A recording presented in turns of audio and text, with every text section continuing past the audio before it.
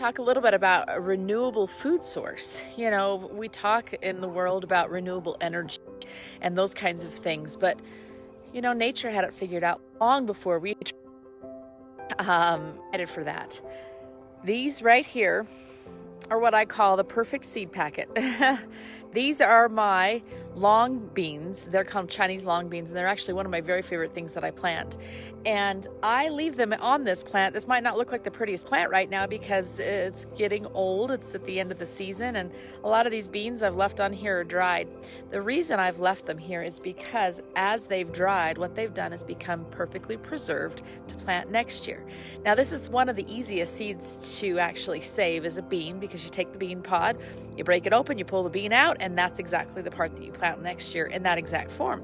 It's really simple. I'm going to teach you this and more. How can you take the garden that you grow today or next year, whenever you're going to start to grow things, take that garden today and make it a renewable food source for you?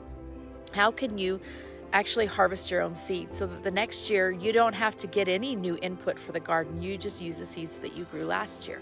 These are the kinds of things that I'm going to teach you this weekend. So please join me Saturday the 19th. It's upcoming in 3 days, I think, the 19th, from 1 to 5 here at the Living Well Homestead. And I'm going to show you how to take the worry out of providing food for your family and how to really create food security for your home. So I hope to see you there. Thank you.